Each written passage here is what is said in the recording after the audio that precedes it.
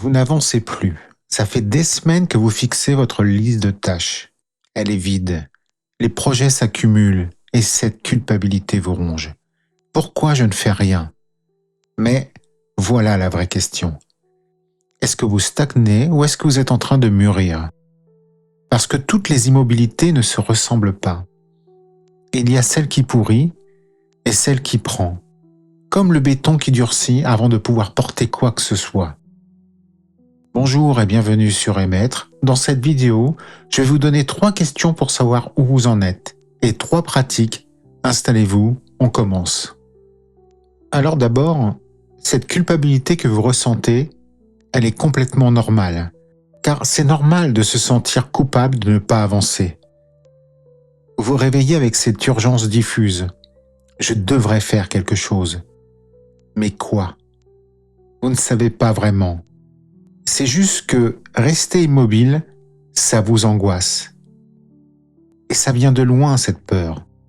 On nous a tous appris que bouger égale exister. Si vous ne bougez pas, vous disparaissez et le monde avance sans vous.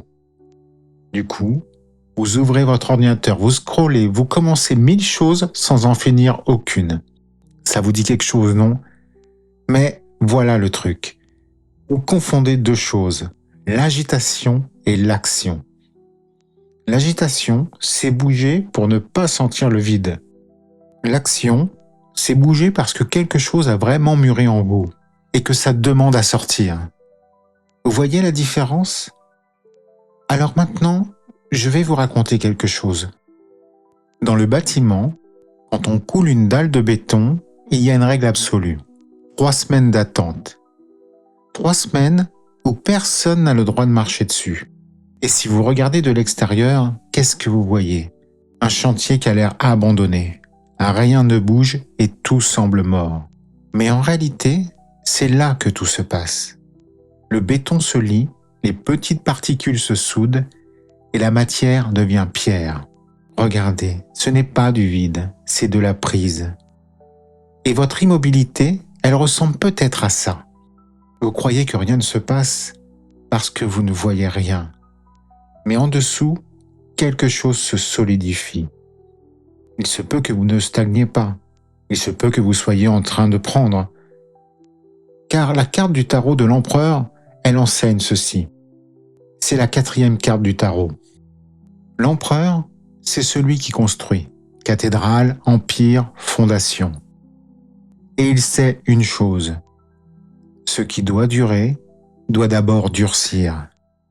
Bon, maintenant vous vous demandez sûrement comment je sais si je stagne vraiment ou si je suis en train de prendre. Parce que c'est pas toujours évident de faire la différence. Et c'est normal de pas être sûr. Alors voilà, il y a 2 types d'immobilité. Celle qui pourrit et celle qui mûrit. Regardez, la stagnation, c'est quand vous ruminez les mêmes pensées depuis des mois, rien ne bouge, ni dehors, ni dedans, vous tournez en rond. La prise, c'est quand vous sentez quelque chose se nouer en vous, une densité nouvelle, un poids, comme une pierre qui se forme. Pour aller plus loin, je vous propose 3 questions pour vous situer. Si vous ne le sentez pas, ne le faites pas. Mais si cela en résonne en vous, première question.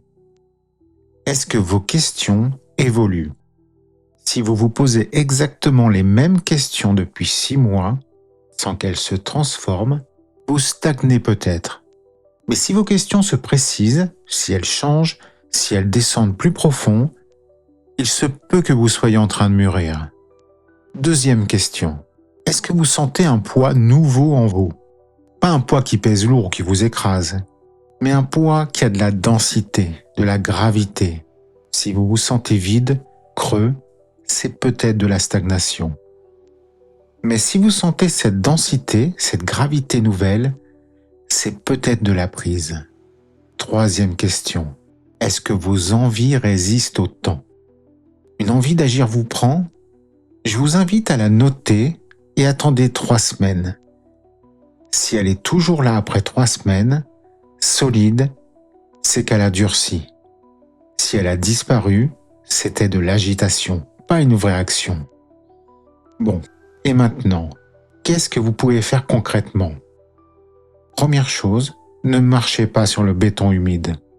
Si vous forcez maintenant, si vous lancez un grand projet ou prenez une décision majeure, vous risquez de casser la dalle. Tout peut s'effondrer. À la place, je vous propose 3 pratiques. Si cela résonne en vous, premier truc, l'inventaire des liens. Une fois par semaine, vous pouvez noter qu'est-ce qui s'est connecté en moi cette semaine, quelle conviction s'est renforcée. Par exemple, avant, je voulais plaire, maintenant, je veux tenir debout. Ça, c'est un lien. C'est une connexion neuve qui se solidifie. Deuxième truc, la règle des 3 semaines. Une envie vous prend, je vous invite à la noter, datez-la et attendez 3 semaines. Après 3 semaines, si l'envie est toujours là, vous pouvez alors l'explorer. Si elle a disparu, c'était de l'agitation. Troisième truc, le rituel du poids.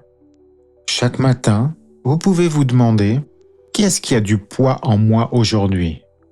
Attention, pas ce qui pèse, mais qu'est-ce qui a du poids, de la densité, de la gravité. Ce poids, c'est votre pierre qui se forme.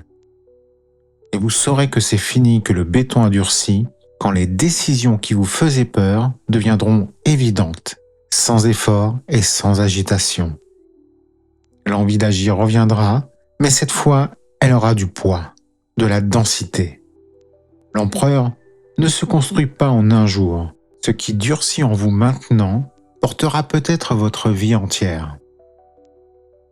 Voilà, vous savez maintenant discerner stagnation ou prise, celle qui pourrit ou celle qui prend. Si vous voulez explorer ce temps d'attente autrement, j'ai une fable pour vous. Patience, l'arbre qui enseigne. Quelques minutes pour une histoire africaine sur un arbre qui refuse de grandir trop vite pour ne pas brûler ses racines. Pendant que votre béton prend, cultivez vos racines si cela vous parle. Le lien est en description. Je vous donne les clés, à vous d'ouvrir les portes. Pensez à vous abonner et à mettre un pouce bleu sur la vidéo. C'était Sébastien pour émettre. À très vite.